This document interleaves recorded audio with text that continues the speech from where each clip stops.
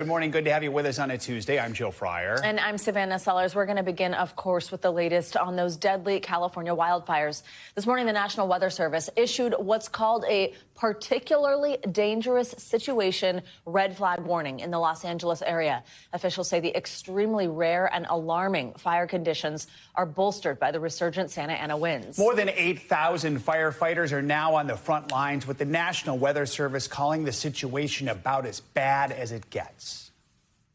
The anticipated winds, combined with low humidities and low fuel moistures, will keep the fire threat in all of Los Angeles County critical.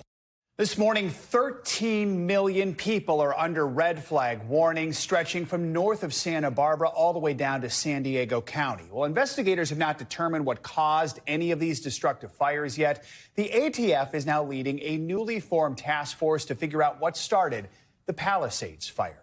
We have team coverage of this ongoing disaster. Meteorologist Angie Lassman is standing by with the full forecast. We begin with NBC News correspondent Liz Kreutz in the devastated Pacific Palisades community. Liz, good morning. Tell us, what are you seeing on the ground right now, and just how are they preparing for yet another round of Santa Ana winds? Well, hey, Joe. Hey, Savannah. Good morning to you. I mean, there's definitely a lot of concern right now with that PDS warning. This is a very rare warning, and now we've had two in just the last week. Today marks 1 week since the Palisade and Eaton fires ignited, and so officials are saying they're better prepared this time, that they are pre-positioning crews into some of the critical areas right now. But this all comes then as there's still so much to be done here with thousands of people still displaced, and that includes thousands of kids that don't have a school to go back to. We're at one of the elementary schools that is completely destroyed from the fire here in the Palisades. I'm going to just show you around a second because it's really eerie to see. This is what we were told was a classroom right here. And then to give a sense of just sort of also how random fire is, but really the scene of what was happening at the time. These are these charred out cubbies, and you can see untouched there, filled with some dust, the lunch boxes standing there. Some of them still even appear to have food in them. So a reminder that a week ago today, those kids had to evacuate from their school, and now they have no school to return to. And I talked to the superintendent here, and he pointed out that there's one building up there that's still standing. That one has a metal roof and was built later than the other buildings with different codes. He said as they rebuild, they're going to think about that, keep that in mind as they try to use more fire-resistant material when they rebuild. Liz, you see a scene like that, you think of kids who might be confused about what's going on, about not going back to school. I know residents have been desperately trying to get into the area and many being turned away. How are people in Pacific Palisades doing? How are they handling this a week out? I mean, it's hard, Savannah. I mean, seeing that, it is chilling. It's so sad. And a lot of people right now have left the area. Some of them have. I was talking to some students yesterday who said over the past week they've been to hotels, they've been to friends' homes, they were out in different parts of Southern California. Now they've made their way closer to San Diego to be with a friend. So people are displaced and they don't really have a place to go. I talked to another couple. The first thing, their son said, we got to get on the housing right away. We got to get on it. And they started immediately looking for rentals, and they were able to get one, but they said it was a horrific ordeal, that they were consistently being outbid. They said that someone outbid them by, more than like $3,000 to get a place. They said it's horrible out there as everyone's racing to get rentals in this already stretched thin housing market. And Liz, you are standing there in a school where a school once stood. It's noteworthy because the LA Unified School District returning to classes this week. Many students don't have a school, don't have a home to go back to. How's the district handling this situation right now? Well, they say for the two schools, so LA Unified School District has two schools that are completely destroyed, and then they oversee another one, Palisades Charter High School, that is partially destroyed, but students can't go back to that one just because of all the hazardous material anyway, and potentially won't be able to go back there for months. The students who are at this elementary school, the superintendent tells us that they will be able to go to school tomorrow at a nearby elementary school that has the space to absorb them. The other elementary school that's destroyed, they're going to all be going to another elementary school. What's amazing about that is the district is keeping in mind the fact that they've already been through so much. These kids, they don't want to split them up and send some here and some there. They are literally making the effort to send the entire school, all the staff, all the administration to another school where they're going to set up temporary bungalows and trailers to try to recreate a school environment for them for the time being. And they say they've been getting an outpouring of support with people coming by to those bungalows and dropping off school supplies and all these things to try to make the classroom feel like their classroom again. That is so great. These kids have experienced so much loss. It's good to know that there's something there that will be consistent. Liz Kreutz, thank you so much. Incredible reporting, Liz, this whole time. Thank you. Well, with the forecasted winds bringing the possibility of new fires, some homeowners plan to do whatever it takes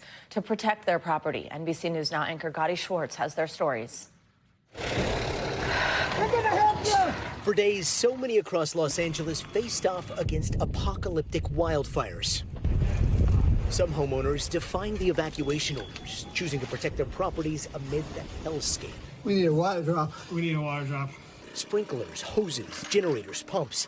Facing new red flag warnings, some Angelenos say they are preparing for round two. In wealthy enclaves, rows of water trucks and private firefighters standing at the ready. And right here we see 1, 2, 3, 4, 5 different water trucks. There's another 3 down the way. Those in the evacuation zones who lived to tell the tale of how they saved their streets say they did what they could with high-pressured hoses. So we were in all of our neighbors' backyards and lugging our hoses around. In Altadena, Felipe Carrillo saving 2 houses on his street with a garden hose. I caught on fire a couple of times. You caught on fire? Yes, and so what I started doing is every once in a while I would just spray myself with the garden hose. Just soak myself with the garden hose and continue to fight. Fire officials say those who stay to fight the fire are putting their lives at risk. 66-year-old Victor Shaw died in the Eaton fire. His remains found holding a garden hose. Right along the coast, owners of this row of homes had their own fire hoses ready and some willing to risk their lives. There's another hot spot that just started up. So we're hooking up our fire hoses again to put it down before the wind starts again. When the fire rolled in, Clayton Colbert and his friends stood their ground, tapping into the hydrant and saving 6 homes. Do you have any firefighting experience? I mean, did you? I do now. Yeah. What do you think would have happened if you and your neighbors weren't here? Oh, my house would have been gone in a matter of minutes. Steve Foster's home is still standing, but most of the surrounding community is gone. It's been difficult, but we're getting through it. Would you leave? I'm not leaving. I've been here the whole time. I have no intentions of leaving until my neighbors are back. Now, technically here in the state of California, it is a misdemeanor not to evacuate, but that's not always enforced in all the chaos. However, firefighters say, bottom line, every moment during a firefight is precious, and if they have to be pulled off of a fire line to come save somebody that's not supposed to be there, it not only jeopardizes their lives, but puts the whole community at risk. Back to you. Gotti, thank you so much. Let's take a closer look at what exactly to expect with these Santa Ana winds. Time for your morning News Now weather with meteorologist Angie Lastman. She's tracking the latest on the fire threat in California this morning. Those scary, scary winds causing an issue for firefighters. Angie, good morning. Good morning, guys. You're exactly right there. Those are ramping up, and we've expected this. This is the time frame where we were expecting the strongest winds over the next week or so. So here's what's going on. We've got that red flag warning. You heard a little bit about how rare this situation is when it comes to a red flag warning with that extra tacked on layer of a particularly dangerous situation. That's from the wording from the National Weather Service. You can see those are for the areas that are shaded in that darker red. We've only seen about 5 of these in the Los Angeles area from the National Weather Service there in history. We've got one in 2020. We've got a couple just in this past January, 2 of those, and then 2 more back in 2024 in November and December. So it gives you kind of a sense of how serious the situation has to be in order for the National Weather Service to issue that kind of wording. It basically just means we've got extremely critical fire weather expected today, again, in the same area. So let's take you through kind of the fluctuation that we can expect for those winds. There is going to be kind of a roller coaster ride with these. So later this morning, that's when we're expecting the highest winds, 50 to 75 mile per hour gusts. The higher in elevation you are, the higher those are going to be. You can see some of the numbers here as we get into the later parts of this morning, closer to the coast, even 20, 30, up to 40 mile per hour winds. Now, this afternoon, they weaken a little bit. Weaken is kind of a loose term because at this point, we're still going to look for peak gusts between 40 to 55 miles per hour. We'll keep the humidity levels low, and these will still be some offshore winds that we're going to have to deal with. And of course, the vegetation still dry. We don't have any rain in sight really for the extended period. So all of those conditions are going to last. Overnight tonight, offshore winds are going to once again increase, and you can see 45 to 65 miles per hour. We've got a couple of 60-mile-per-hours up there in, again, the higher elevations of the mountains, but even closer to the coast, 40, 50-plus miles per hour. Now, the good news is by the time we get into tomorrow, we'll start to see that Santa Ana wind event kind of relaxing a little bit. It'll diminish. Again, still 25 to 45-mile-per-hour gusts, though, so we don't see complete, stillness when it comes to the wind, and we'll keep the humidity levels on the low end as well. All that being said, this is really one of the areas that we're most concerned about today with the extreme risk, really extending from Glendora to Santa Clarita, Thousand Oaks included in there. But where you see that red, that's that critical risk that we're going to watch. And that really extends from Santa Barbara County all the way down to the Mexican border. Looking ahead to tomorrow, there's no extreme risk, but we still do have that critical risk, remember, with those improving conditions for the second half of the day. So we'll keep a close eye on that here. This is going to be something that we'll see, guys, kind of, up and down for the day today, but I wouldn't be surprised if some of those gusts are really, really impressive, especially in the higher elevations that we get. All right, Angie, thank you so much. Appreciate it. Well, just days before his second inauguration, a report released overnight says President-elect Donald Trump engaged in a, quote, unprecedented criminal effort to stay in power after losing the 2020 election. It's according to the highly anticipated investigation by special counsel Jack Smith, which was released despite a last-ditch effort by Mr. Trump to block it. In the report, Smith says the president-elect, quote, inspired his supporters to commit acts of physical violence on January 6th. Smith says he believes that had Mr. Trump not won the 2024 election, the case would have ended in the president-elect being convicted at trial. Smith, who resigned last week, also submitted a second report on that classified documents case, but that is yet to be released because of the pending charges against Mr. Trump's co-defendants. NBC News Justice and Intelligence correspondent Ken Delanian joins us now. Ken, good morning. Thank you very much for joining us. So walk us through some of the main findings and allegations made in Smith's report, but then remind us also what happens or what the implications are, given that he's no longer special counsel and this is off now, essentially. Good morning, Savannah and Joe. That's a great question. The implications are really, this is for history. Donald Trump won the election, and he won the legal argument, essentially. These cases have been dismissed. They will never go to trial. He will not face justice. But this 174-page report is a powerful narrative laying out the facts and the evidence in this case. And as you said, Jack Smith arguing that he absolutely would have convicted Donald Trump before a jury in Washington, D.C. on these charges. This is only one half of the two cases that he brought against Donald Trump. This is the election fraud January 6th case. And essentially, what I found to be most interesting about this report was the introductory letter from Jack Smith, in his own words, which we really haven't heard throughout this process, where he lays out his approach to this investigation and really refutes or tries to refute Donald Trump's longstanding charge that he was politicized, that he was manipulated by Democrats in the Biden administration. He says at one point, anybody who knows me knows that the idea that I was influenced by the Biden administration or political actors is laughable, guys. So, Ken, we know President-elect Trump made that 11th-hour attempt to try and block the release of this report. Clearly, that failed. How's he reacting now that it's out? Angrily, Joe, as he is wont to do. He's on Truth Social overnight, repeating his baseless charges that Jack Smith was a political actor, that this was all a put-up job by the Democrats to stop him from becoming president, saying that Jack Smith was a disgraced prosecutor, kicked off the case. By that, he's referring to Judge Eileen Cannon's ruling down in Florida that the way the Justice Department selected Smith was unconstitutional. Many people believe that will be overturned on appeal. It's a minority view in the judiciary. But that's how Mr. Trump is reacting. But at the end of the day, again, he won the argument. He's president, and these charges will go away.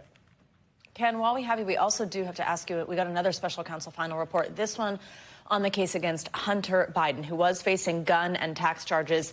Then, of course, his father, President Biden, pardoned him. What came out of that?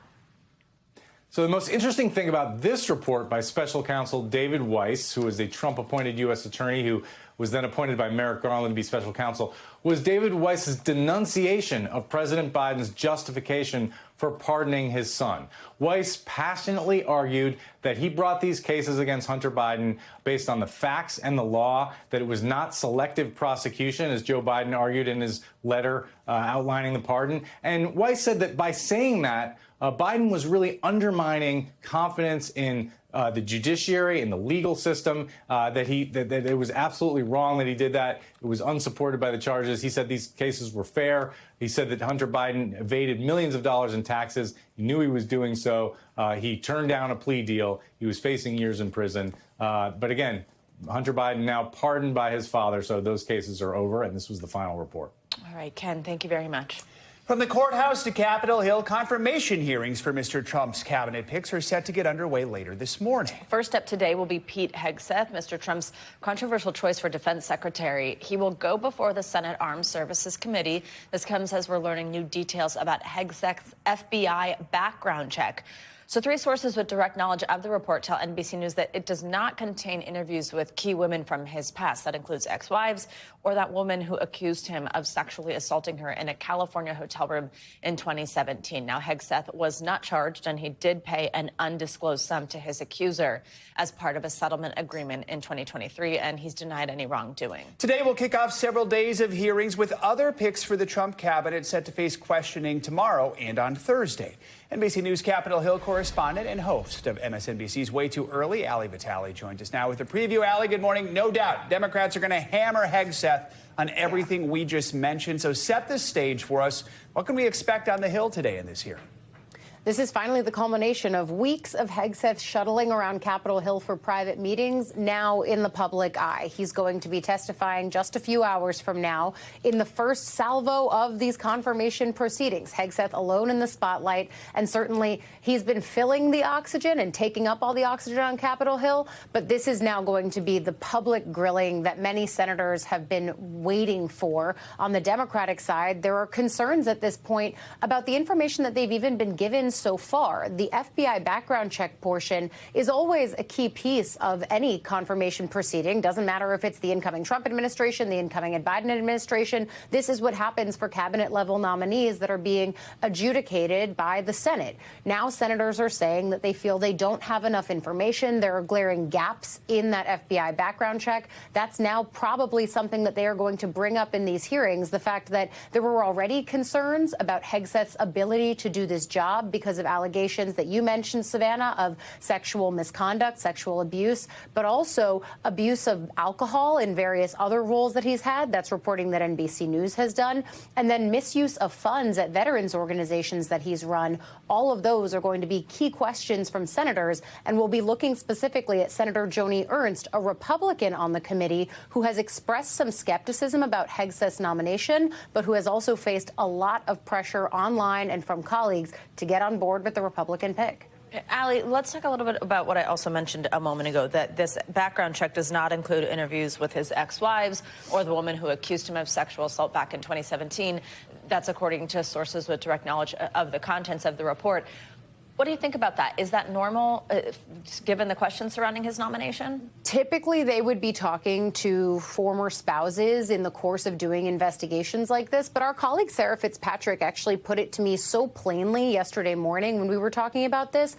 The FBI is doing these background checks, but their client, so to speak, is not Congress. They're not doing it with the goal of we have to give people the most exhaustive report possible. The parameters are actually likely being set by the Trump transition team, who is the client, the way Sarah explained it to me, in these proceedings. And so that is something that is important. We've seen reporting in other places that a member of the Trump transition team was actually present when the ranking member of the committee and the chairperson of this committee were briefed on what was in the background check. And so as much as this is a clear look and a more transparent look for lawmakers into this and other nominees, it is not devoid of the typical politics of this, which the Trump transition team clearly trying to manage the depth of this kind of background check. And Ali, on top of all this, we also know some current and former military officers are expressing concerns about Hegseth, specifically about statements he's made about war crime prosecutions of U.S. troops. Tell us more about this and whether that could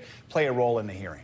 Yeah, there's a concern, Joe, from veterans groups that he would turn a blind eye to misconduct within the military. And I'll even read a piece of the book he put out last year where he says, in some cases, this is Hegseth's words, our units were so boxed in by rules and regulations and political correctness, we even second guess ourselves. That needs to end. Count me out on the Monday morning quarterbacking. I'm with the American warfighter all the way. And the concern there is that he would be turning a blind eye to misbehavior within the military. And the other piece of the concern is that this, for any other nominee that didn't face all of the baggage that we've talked about, would probably be one of the central tenets of this hearing. But with everything else in the swirl, will it get its due? I guess we'll see in a few hours. You're about to find out. Allie, thank you so much. And NBC News Now will bring you live coverage of the Pete Hegseth confirmation hearing on Capitol Hill. It gets underway this morning at 9:30 a.m. Eastern. With his term winding down, the White House announced on Monday that President Biden officially canceled student loan debt for more than 150,000 additional borrowers. The new beneficiaries included public service workers, people with total and permanent disabilities, as well as borrowers who were cheated or defrauded by their schools. It brings Mr. Biden's total student debt forgiveness to more than 5 million people throughout his presidency. Comes after about 2 years after the Supreme Court struck down the president's initial debt relief plan, derailing one of his major campaign promises. But President Biden says his administration is now, quote, forgiven more student loan debt than any other administration in history. Thanks for watching. Stay updated about breaking news and top stories on the NBC News app or follow us on social media.